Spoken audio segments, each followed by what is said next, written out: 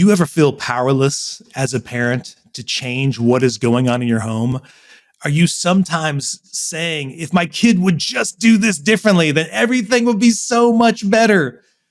Well, I don't believe it works that way. And today we're going to talk about the third of our core four parenting concepts that we think are pivotal to empowering you to changing your home. And so today we're going to dive in to that third important piece that is going to be so crucial for you to create the family that you want to create, because it really does lie in your hands. The kids are desperate for you to have that vision and to understand that the power and change starts with you. So I know you're going to really get so much great information from this podcast today. Take a moment, if you haven't already, to please pause, rate, review the podcast. We love your comments. Even email me at kyle@artofraisinghumans.com. We'd love to hear feedback about how this is helping you. And if you're saying, man, I'd love to have some help from Kyle and Sara and learn how to change these dynamics in our home, reach out to us. We'd love to see how we could work out to help your family. Okay, we love helping families all throughout the world be able to create the families that they so desire. Welcome to the Art of Raising Humans. The Art of Raising Humans is a podcast designed to support, equip, and encourage parents on how to create long-lasting, deeply connected relationships with their kids that's free from fear and shame. Come join us on the journey.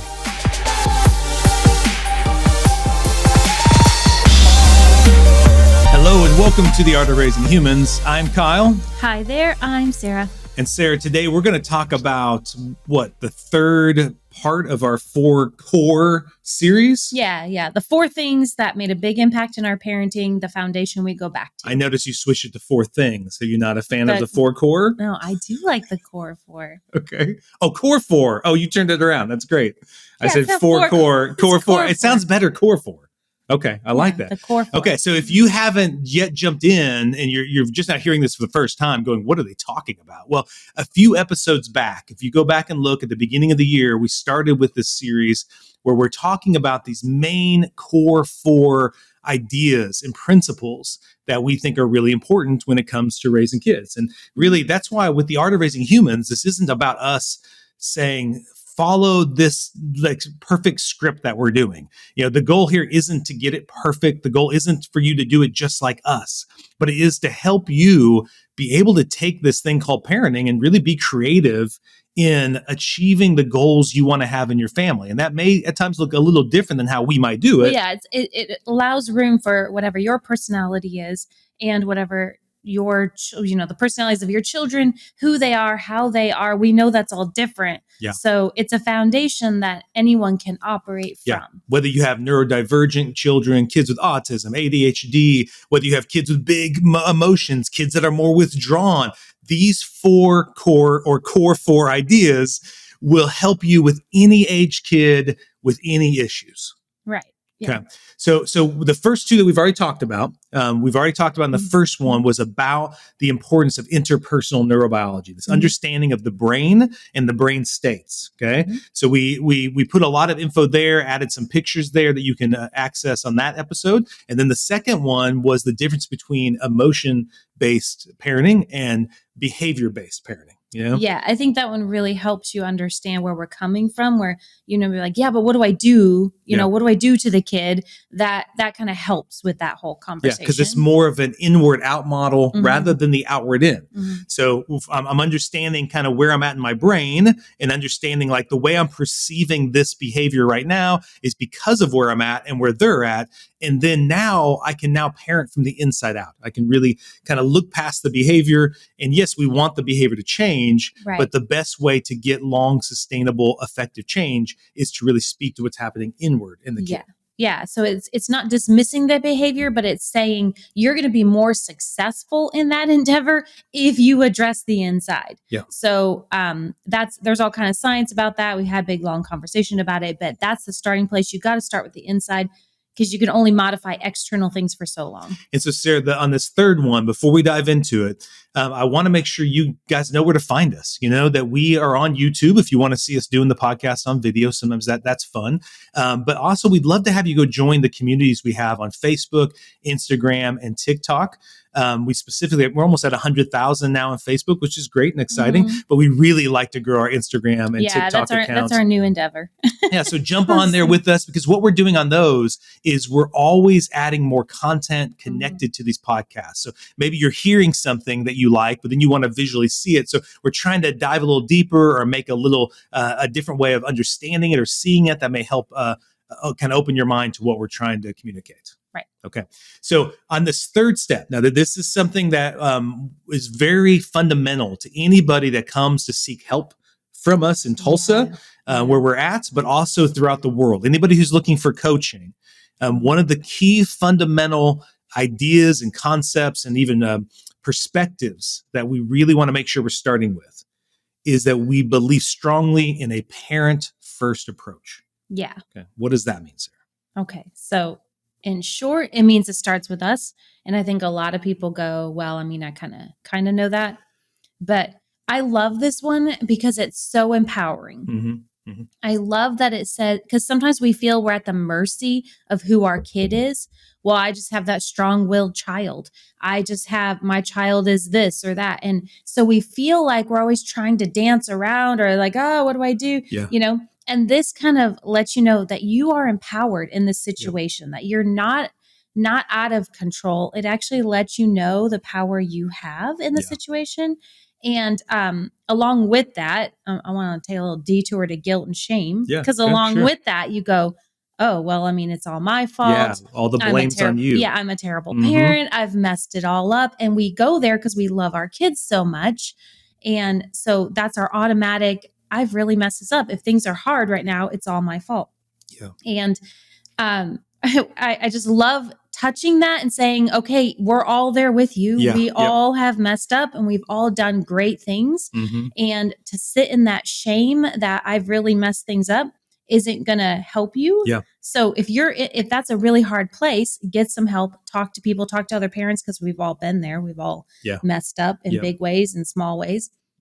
But then shift that. The guilt can be a great motivator, right? And not in a bad way. There's all kinds of conversations. Sure. I want to jump into Brene Brown, but it's like, no, okay. So here, maybe I've messed something up, but look, I can learn and grow. I'm human. That's what we love about the art of raising humans, because what it is embracing the humanity that we all share. I am not perfect. My child is not perfect. And we get to grow and learn together. Yeah. Well, I think that's so important, because there's so many times that we don't want to do the parent first approach because the shame seems to block us from doing that. Oh yeah. You know, you feel drown in that. Yeah, you feel so bad about how many times you've messed up. So it becomes easier to blame the kid and tell the kid to change, you know?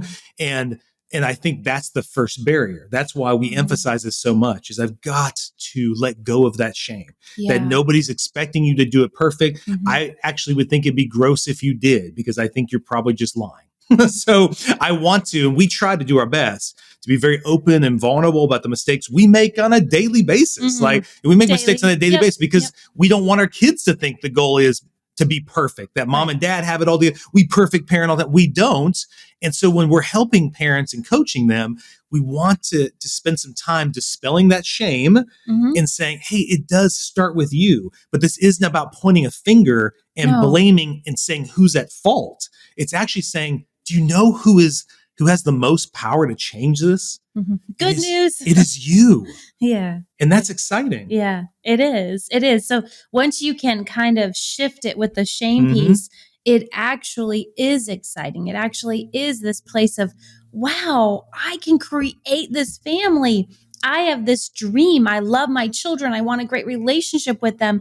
And look, I can do something about that. Yeah, yeah. And so I remember, Sarah, even with when the kids are babies, specifically when I felt the most incompetent, the most helpless, I didn't know how I was going to do this stuff with these little babies. Mhm. And so there was many times where our oldest specifically would have a hard time breathing, not breathing, but sleeping, have a hard time sleeping. And I wanted her to sleep so badly. Yeah. I wanted her really badly just to go to bed so we could sleep. And I remember feeling so powerless and helpless to those issues. And what for me that did, it turned into anger, where I'd be like trying to put her to bed and the whole time being like, do not wake up, do not wake up, do not wake up. And I'd be so mad. And then my ankle would pop or something. And then she'd wake up and I'd be like, no. And then I'd be mad at myself and mad at my body for making those noises. And like, why wouldn't I just, and so all of that stuff felt very helpless. And so when we decided like, this is really important, like what you see is we have a lot of power to change this. Like in those moments, I was probably making it very difficult for her to go to sleep because I was so tense and angry. And she, as a little baby, didn't even know it, but she was just feeling it. Yeah.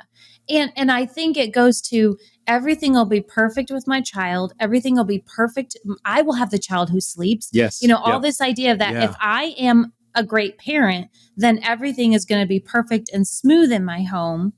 And that's just not true. There's still, you can be a great parent and things can be messy. Things are messy because we're human. Yeah. And so you can make a ton of mistakes or, I don't, do a really great job and you're still going to have conflict in your home. Of course. So it's not the idea of like, if you're the best parent because your baby sleeps or you're the best parent because your child is more cooperative or more, it doesn't blow so up as I think much. we need to get rid of that idea because we wind up judging ourselves and our children and our situation, our family, thinking, oh, well, I'm a really terrible parent because look, my baby doesn't sleep, but yours does. Yep.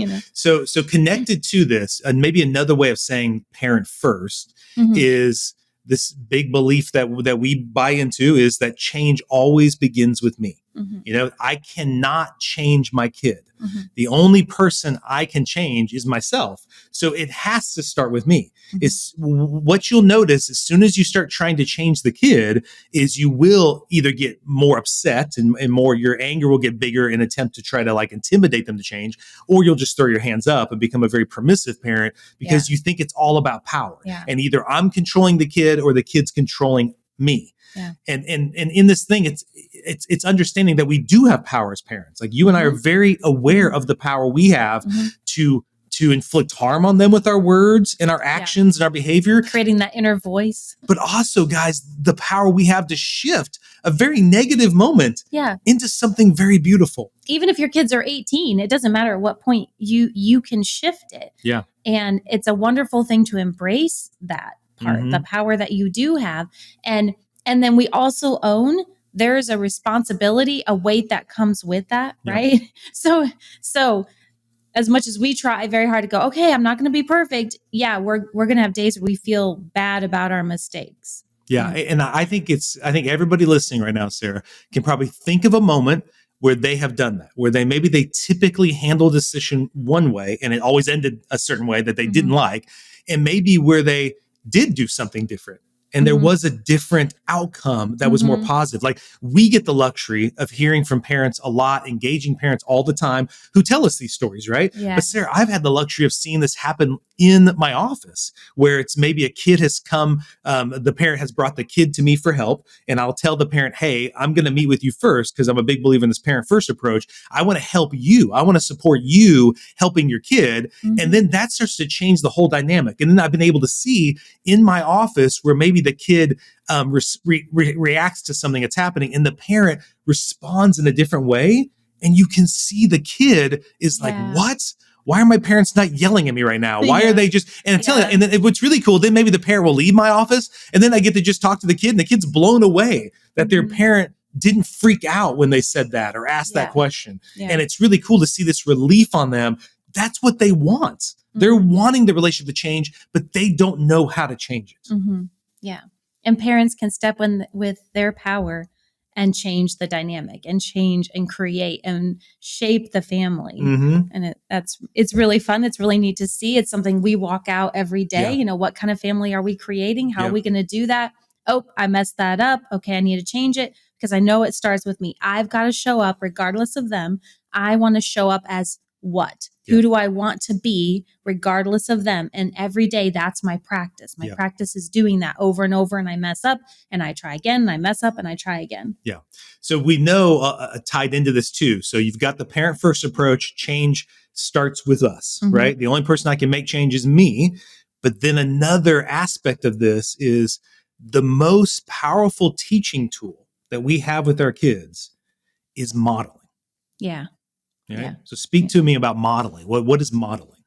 Okay. Well, modeling is I am the person that I'm asking my child to be, in short. So obviously we've probably all had that boss, that teacher, coach, parent, ourselves maybe, that would say, do this, but then over and over again, you'd see them not do the thing they're telling you to do. Don't yell at me, but then you see them yelling. Clean up your room, but then their room space is a mess. And so in any area of life, I first start with who am I? Who am I asking my child to be? So am I being that? And we know over and over again, you can go Google this, you can find this all over, that we talk and talk and talk and talk and talk, but there's only a small percentage of that kids really hear and absorb and act from.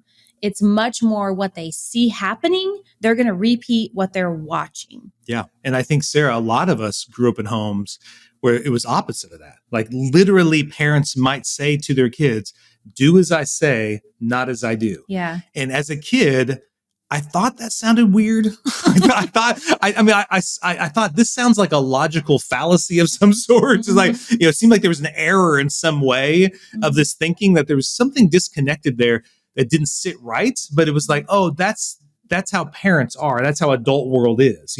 As a kid, you're supposed to just do as they say, not as they do, because it's hard to be a parent, right? But then when we hit upon this idea of modeling, you're like, wait, no, that's actually not what I want in our family. So for some families, this is a big shift of actually like, do what I do, watch me do this. I want you to do it this way. And in many cases, it's empowering, but it's also very scary. Because I remember, even like, this sounds silly, but I remember what our oldest was doing, but there was something about, like, there was some ants on our back porch and she started like squashing those ants. And I can't remember what she said, but she said something like she was yelling at these ants and was like, get out of here, you stupid ants, or something like that. And then I was like, wow, where's she getting that from? And then you were like, Kyle, you were just saying that the other day when you were stepping on the ants. And I was like, oh no, I don't want this, or another silly one that I know we may have talked about before is sometimes I can get into a football game, or I can get into some kind of sports match, and I might yell at the ref. I might think the ref made some bad calls. But then when the kids start doing it, it would then annoy me. And I'd be like, stop yelling at the ref. Don't. And you'd be like, you were just yelling at the ref. Like, I know, but I don't want them to. So it's like, at times we're conflicted. Because at times, like, I want them to do it. How many times have I shown you how to do this? You should be doing it just like me. But then other times it seems like they're only learning all the negative things. I know it does. Like, how many times have I responsibly done the dishes? And people are like, why are you not modeling that? Why are you not repeating that? And so it does at times seem like those negative ones. How is it you're picking up on the bad stuff? The stuff I don't want you to model, but you're not doing this other thing. Exactly. Yeah. But it still holds true. That modeling is the most effective teacher. And I got to see that even in school, where you saw kids change a little bit from year to year, depending on the teacher they had, because that teacher had a lot of influence on them and was either modeling healthy ways of dealing with situations or unhealthy ways. And all of a sudden I would have more problems with the kid who was with that teacher because that teacher didn't know how to deal with those things. So you can watch kids and see it. And even just like, a simple way, Sarah, that kind of blows my mind is the power we have in modeling how our kids walk, how they talk, how they eat, how they sleep. Like, all of these things are such powerful things that are going to effectively like shape them for the rest of their lives. Yeah. And you see that all the time. If you want a reader, then you need to read with your kids. Your kids need to see you reading. I mean, little things like that too. If you don't like the way your kids are having conflict, pause and go, how do I have conflict, or how do the other adults in this child's life, how are they Yeah. handling conflict? Yeah. Yeah. If I don't like how they're talking to somebody or me, how am I talking to them? Yeah. If I'm saying don't yell, but I'm yelling, Yeah. all those things. Or even things like in a marriage or in a relationship, how are we modeling how to talk to each other as a couple? How are we modeling how to deal with conflict resolution? I mean, Sarah, there are a lot of times where parents bring kids and they want their kids to not be so aggressive or not cuss or not yell. And then I'll find out that's happening a lot between the couple, right? And it's like, how can that kid not do that? I mean, the kid's seeing it all the time and thinks that's the best way to handle it. Unfortunately, that's what they think when they see it. They may not even like how it's being done, but like, I guess that's how it's done. And their brain, I mean, if just to kind of jump in on that, their brain is so moldable and shapeable at those young years that they are just like, I want you to think of their brains like sponges, and they're just soaking up all the things they're seeing. I mean, they're learning so many new things every second of the day, and they're watching you on how to do it. Yeah. Yeah. You're literally, the way we act and are in situations is wiring their brain. It's creating the program that they operate from. That's the piece of it that's hard as a parent. Because sometimes you're like, man, I know I'm doing this and I'm trying to stop. And I see my child doing that same thing.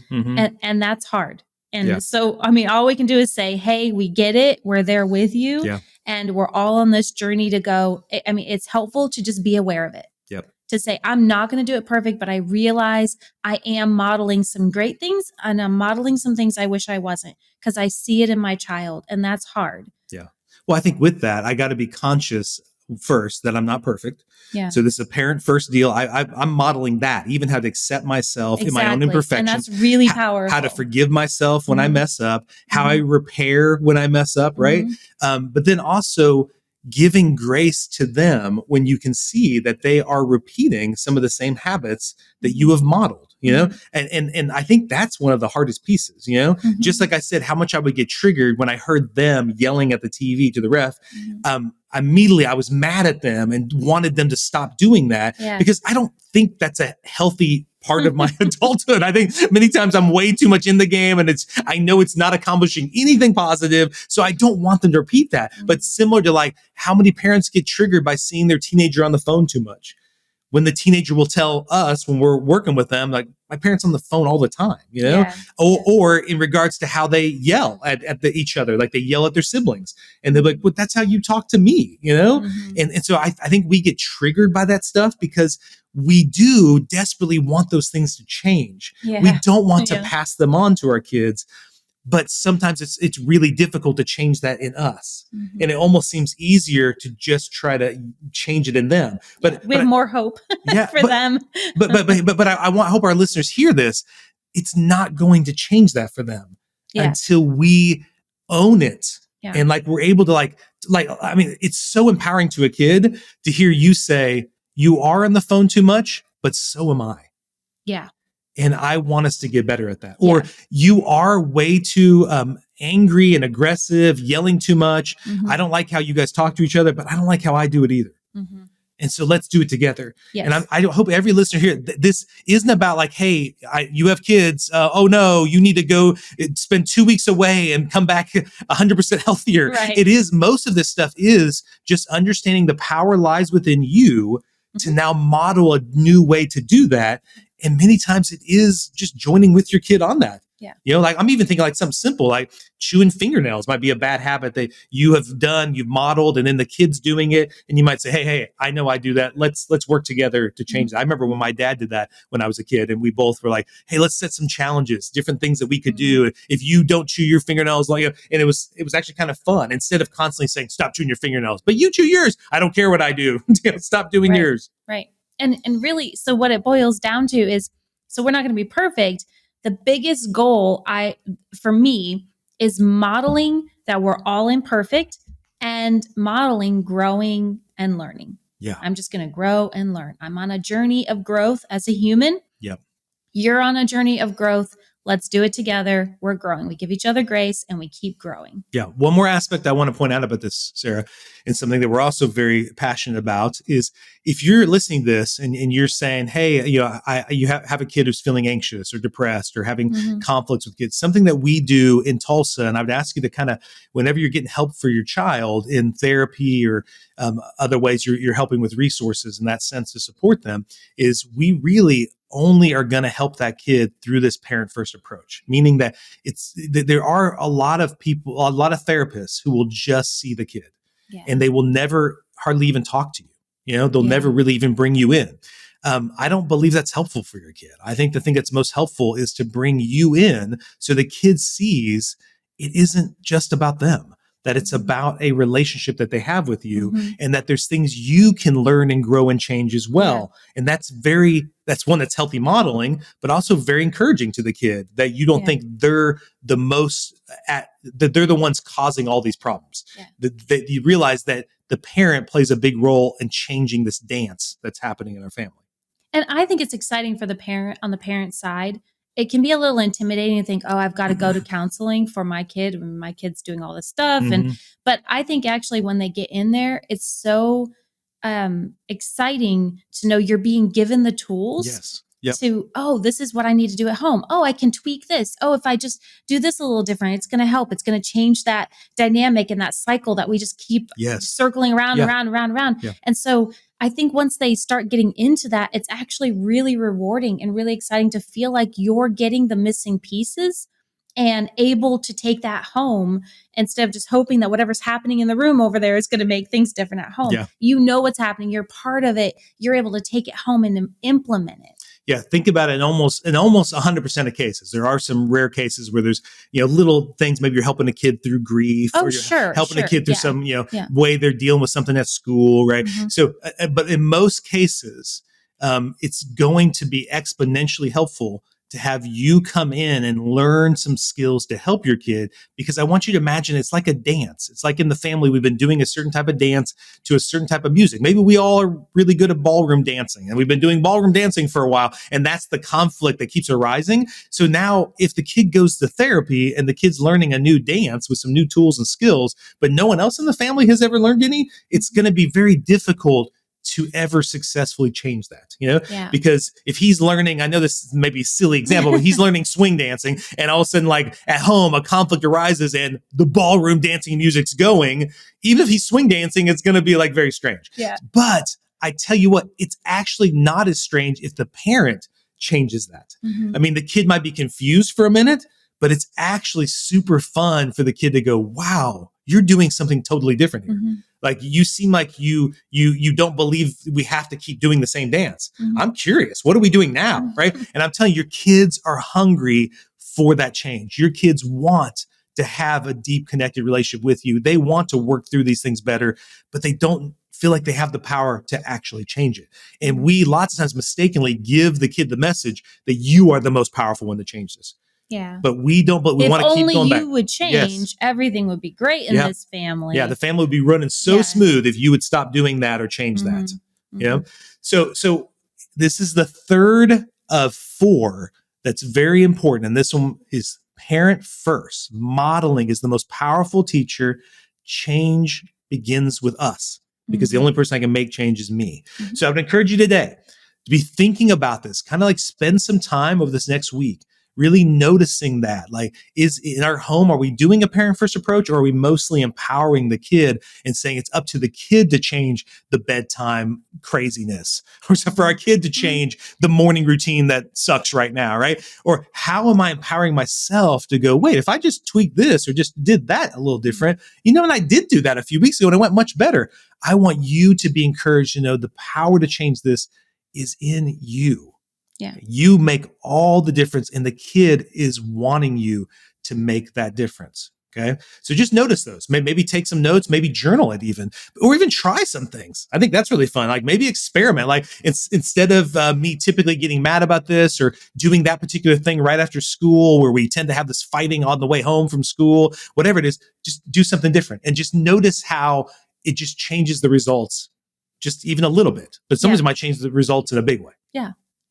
Just be curious of what do I like, what don't I like, what do I feel like I'm modeling really well, And then where would I want to switch something up and have fun with it? Kind of, don't take it too serious. Just be like, I want to try something different. I'm going to try, instead of when I pick them up, I'm asking them a bunch of questions. Instead, I'm going to blare some fun music and ride home singing, Yes. or so, I love just that. switch it up, Yes. have fun and see Yeah. what happens. Be curious and feel free to explore different things. Be creative. Yeah. Okay. So I hope this concept was helpful to you and that you really feel empowered to change what's going on in your home. Definitely join us on social media where we'll dive even more on this throughout the week. We'd love to have you on Instagram, TikTok, and Facebook, YouTube as well. And so thank you so much for listening today. The Art of Raising Humans podcast should not be considered or used as counseling, but for educational purposes only.